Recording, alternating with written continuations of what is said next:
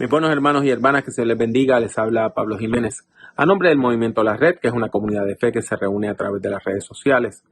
Es nuestro placer traerles otra edición de nuestro encuentro de adoración y predicación.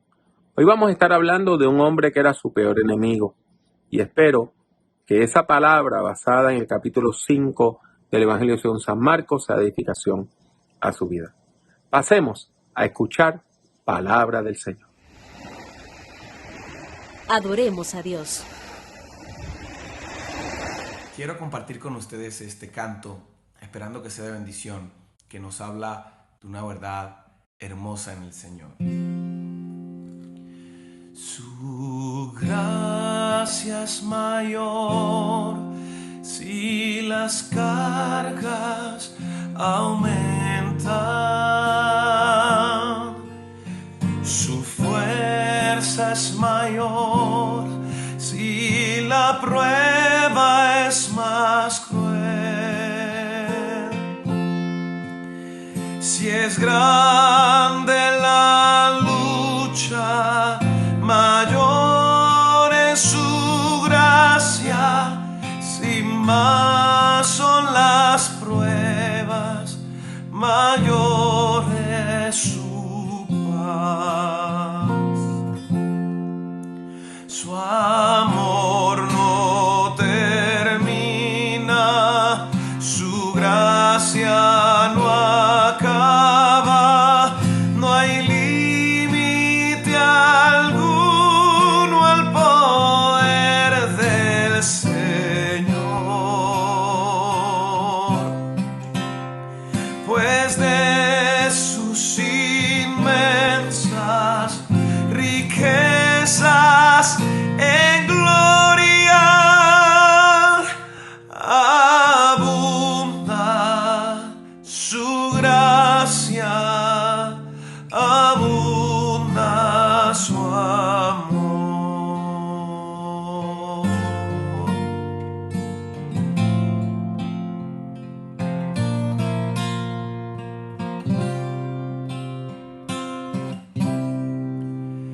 Si nuestros recursos se han agotado, si fuerzas nos faltan para terminar, si al punto ya estamos de desesperarnos, el tiempo ha llegado en que Dios puede obrar. Su amor no termina, su gracia no acaba, no hay límite alguno al poder del Señor, pues de sus inmensas riquezas en gloria abunda su gracia, abunda su amor.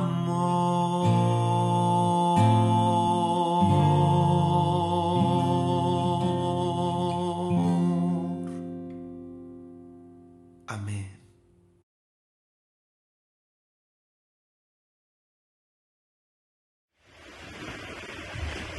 Todo es tuyo y de lo tuyo te damos.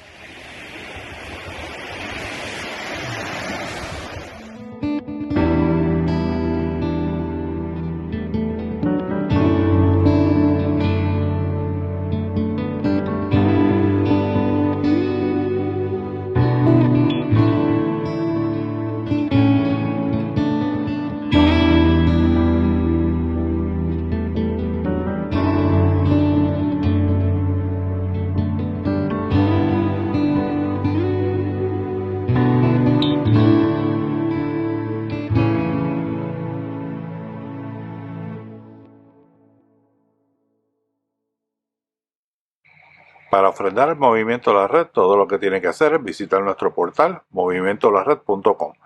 Busque el botón de donaciones y allí podrá hacer su ofrenda de una manera segura. Le agradecemos su apoyo. Que Dios les bendiga siempre.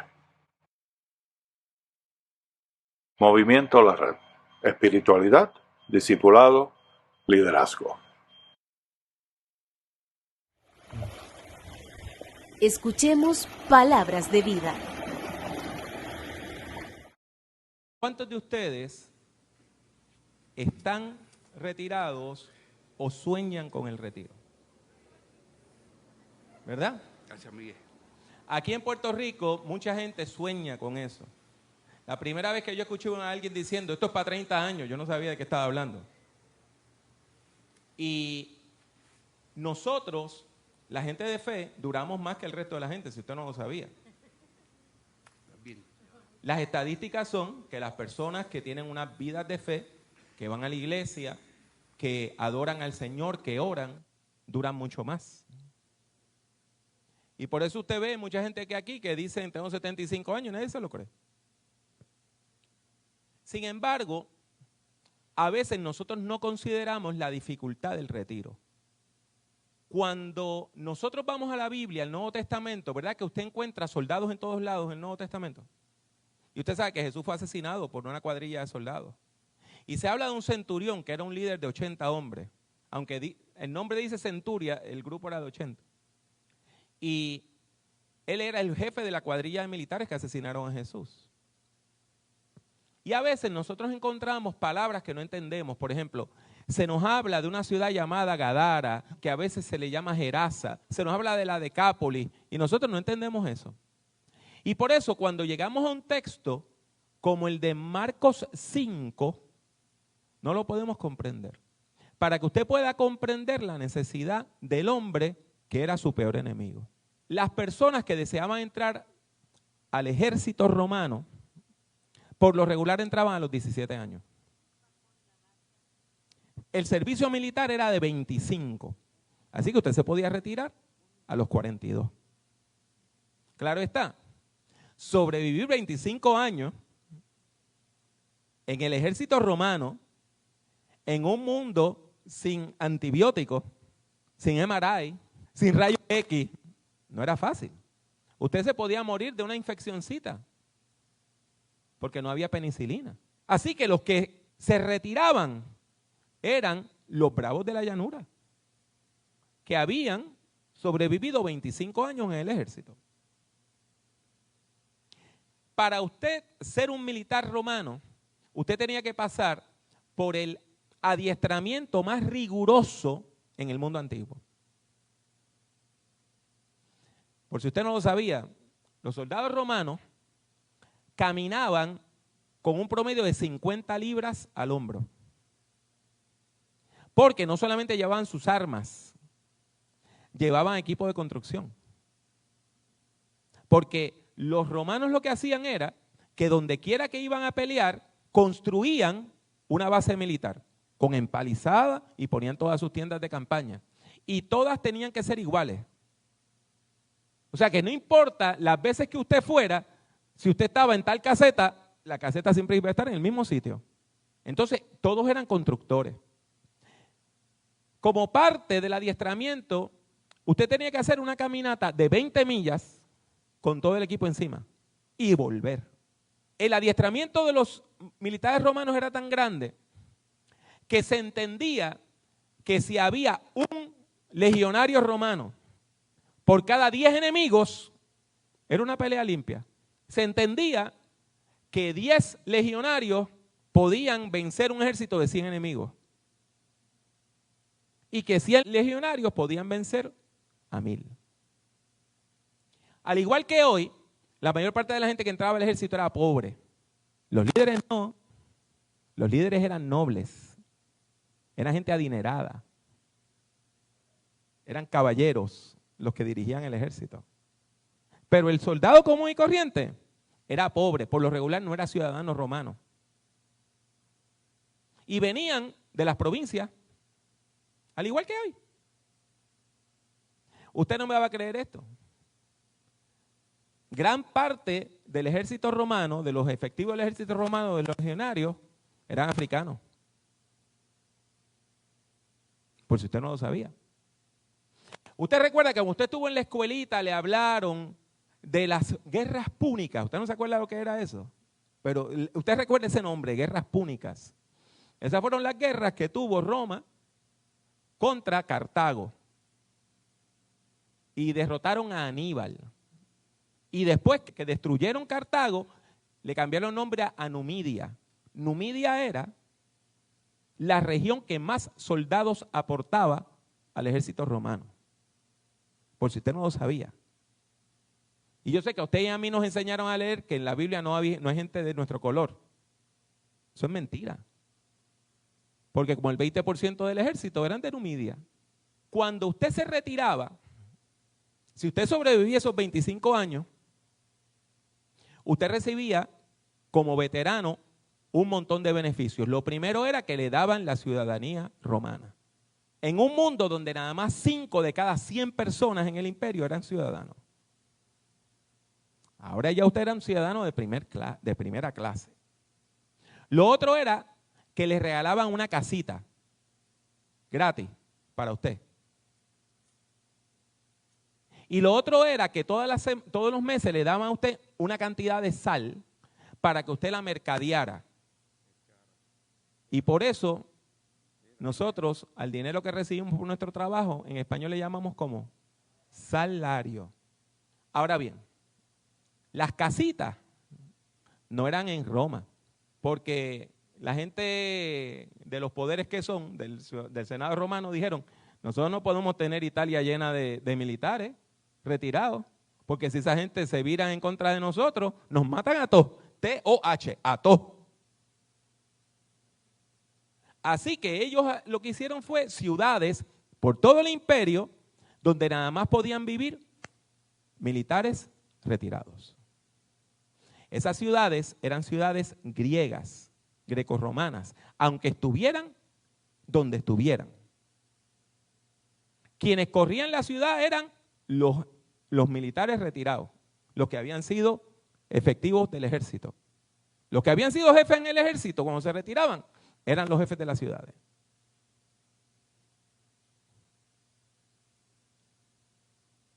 Cuando usted va al tiempo de Jesús, usted recuerda que hay un lugar, un lago grande, tan grande que le llaman el Mar de Galilea, y alrededor del lago hay 10 ciudades.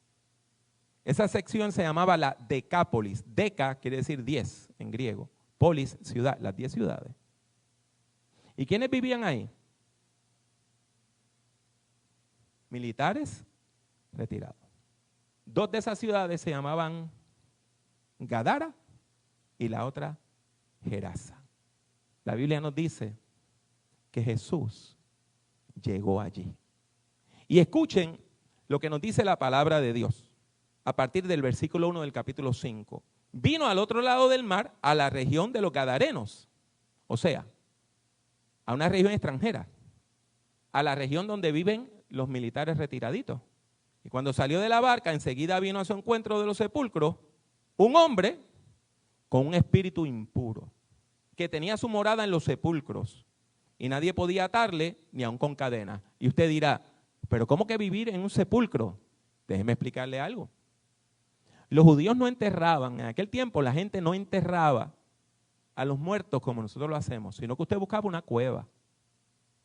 Y usted ponía el cuerpo en una cueva por 2 años. Después de esos 2 años, usted iba, recogía los huesitos y los ponía en una caja de piedra blanca, de piedra caliza, que se llamaba un osario, donde estaban los huesos. O sea que este hombre vivía en cuevas donde quizá todavía había o habían habido muertos, descomponiéndose, cadáveres. Y él vivía en esas cuevas. Y nadie podía atarle ni aun con cadenas, porque muchas veces había sido atado con grillos y cadenas, mas las cadenas habían sido hechas pedazos por él. Y desmenuzados los grillos, y nadie le podía dominar. Oiga, este hombre parece que era fuerte, ¿verdad que sí? ¿No será que era un veterano?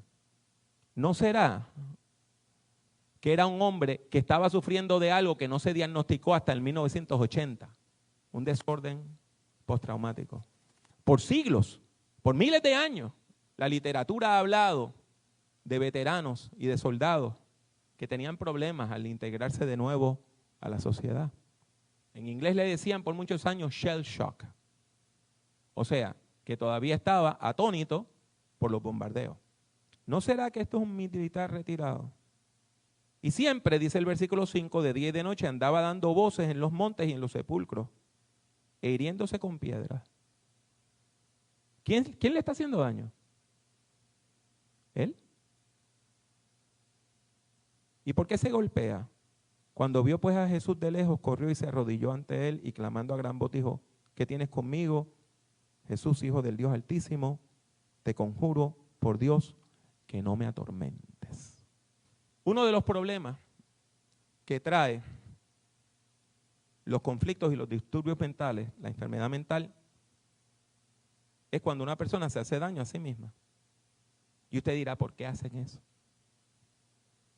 A veces es por castigarse. Usted fue a Irak, tenía 3 amistades, 2 murieron y usted sobrevivió. Y usted se siente culpable porque sobrevivió. Y se castiga. Pero también hay otro fenómeno que desgraciadamente se ha vuelto muy común entre nuestra juventud. Los chicos y las chicas que se cortan. ¿Por qué? Porque cuando usted se da un golpe, cuando usted tiene una herida, el cerebro empieza a secretar algo que se llama las endorfinas. Y al rato usted siente una sensación de bienestar. Es como una droga natural, es como un analgésico natural. Por eso usted se da un golpe y a la media hora, aunque usted lo sienta hinchado, no le duele. Pero noten, ¿tiene familia? ¿Se habla de familia? No hay una vida de hogar. Porque ¿quién puede vivir en una tumba? Eso es como si alguien viviera en el mausoleo del cementerio municipal. Y note que él se hacía daño a sí mismo.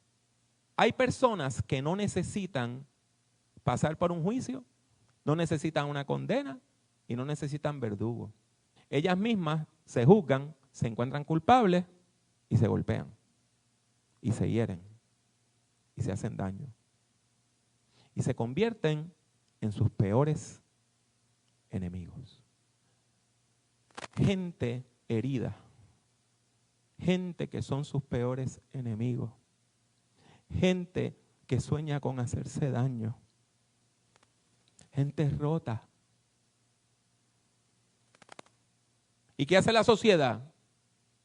Tú eres un problema. Tú eres un estorbo. Vamos a amarrarlo con cadena. Hoy no los encerramos así, pero los encerramos de otra manera. Las verdes, las amarillas, las coloradas. Eso salió de verdad. Una pastora que trabajaba en Pfizer me dijo, mire, la verde era tal, la amarilla era tal, la roja era tal, todas psicotrópicos. Medicamentos para manejar la mente y el temperamento.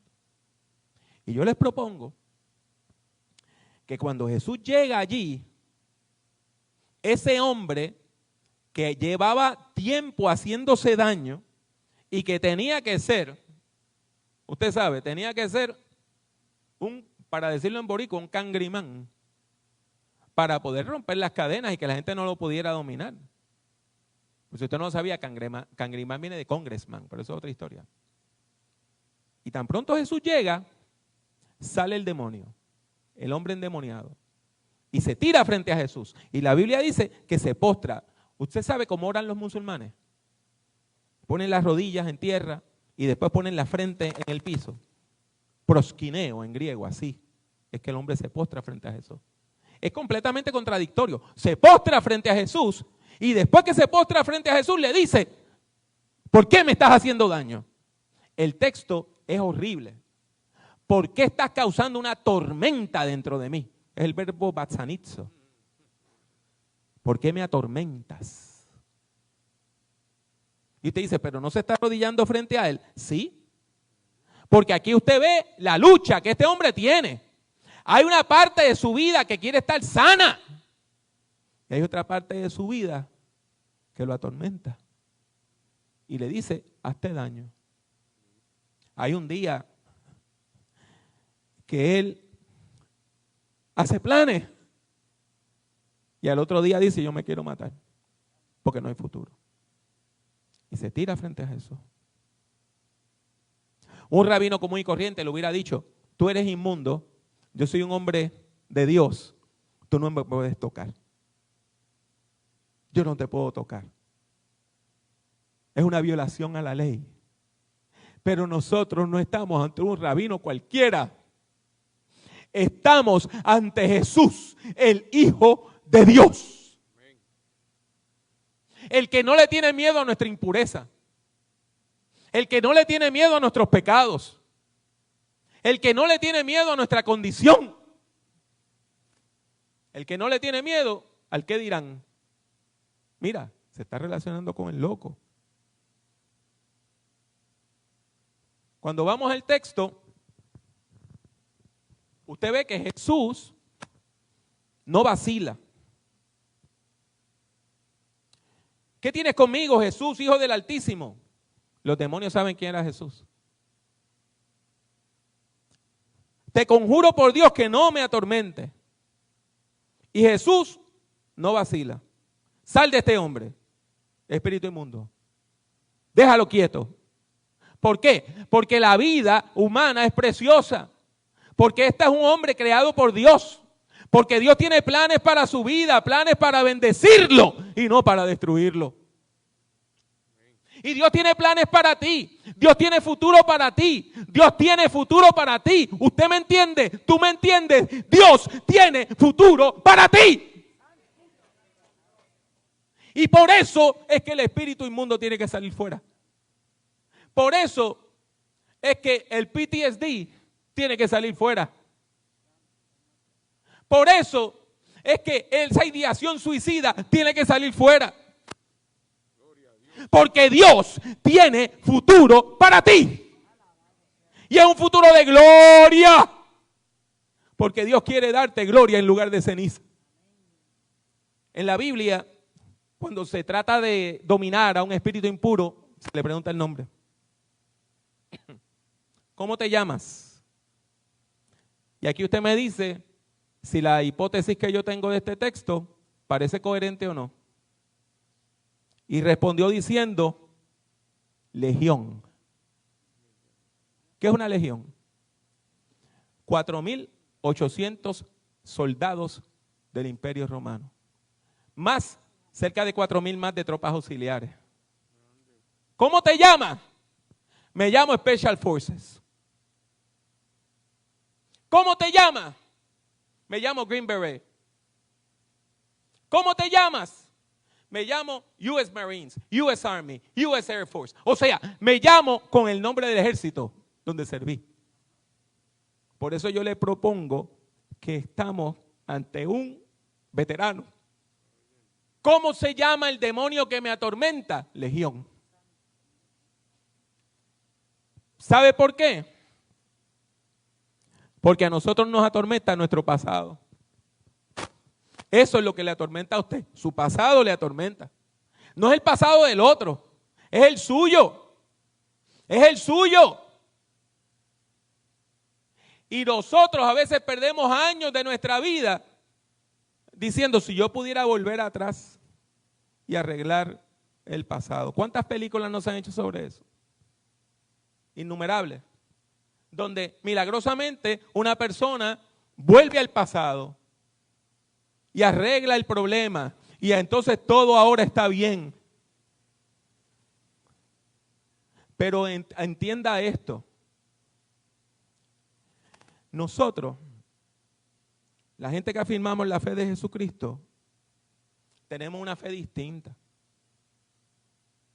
Otras culturas, otras religiones dicen, di que eso no pasó. Niega que pasó. La fe cristiana dice, ¿te pasó lo malo? No niegues que pasó. confiésalo. Hiciste mal, confiésalo. ¿Por qué?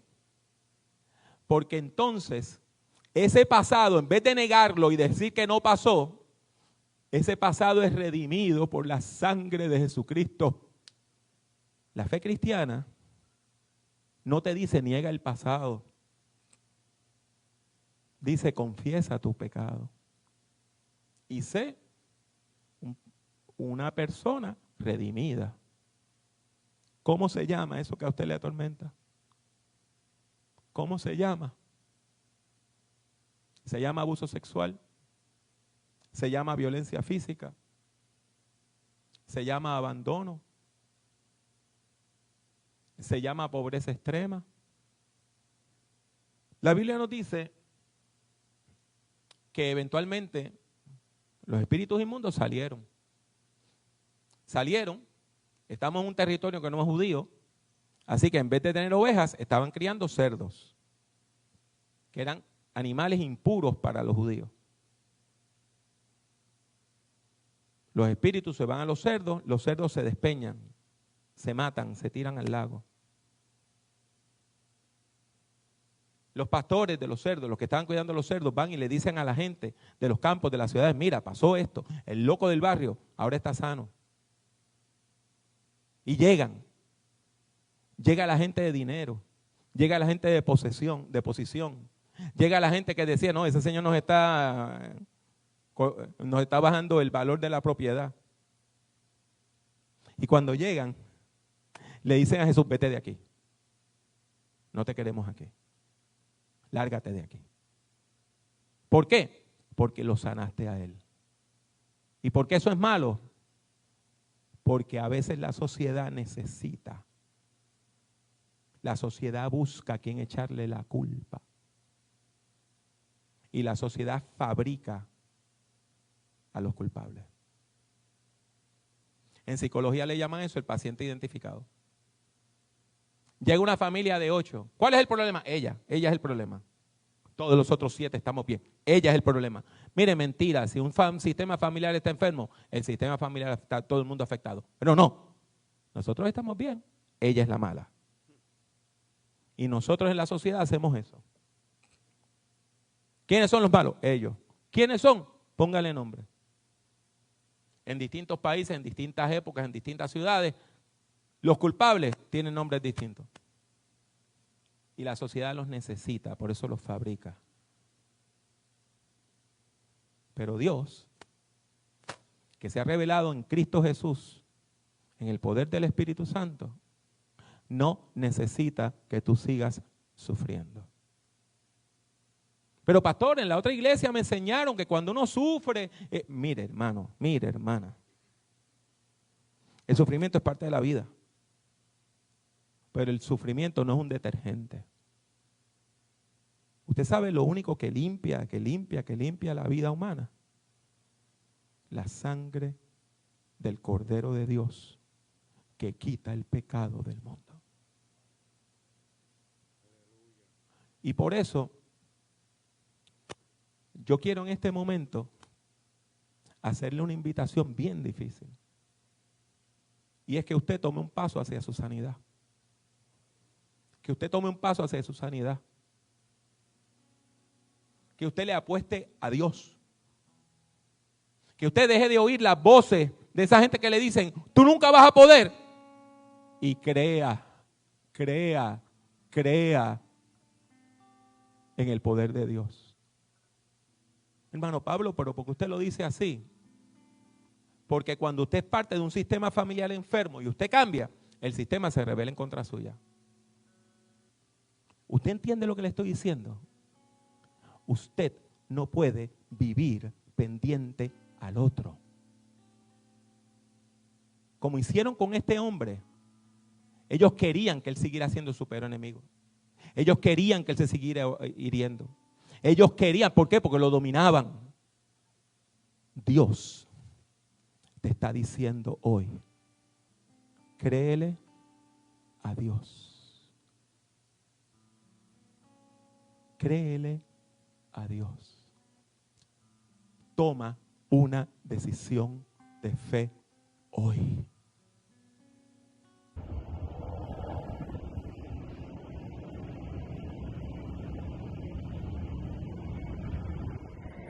Habiendo escuchado la palabra del Señor, vamos a orar. Oremos. Bendito Dios y Padre Celestial, te alabamos y te bendecimos y te rogamos que tú recibas nuestras oraciones. Recíbenos en el nombre de Jesús. Amén. Ha sido mi placer estar con ustedes durante este encuentro del Movimiento La Red. Les rogamos que siga respaldándonos y esperamos que Dios le bendiga mucho y que Dios le bendiga siempre.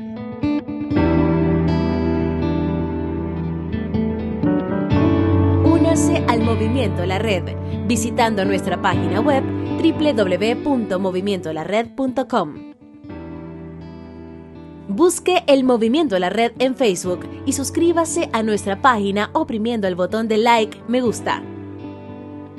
El Movimiento La Red es una comunidad de fe que se reúne a través de las redes sociales. La participación es libre y voluntaria. Está abierta tanto para ser su principal comunidad de fe como para enriquecer su vida espiritual. La Red es un movimiento cristiano que no está afiliado a denominación alguna.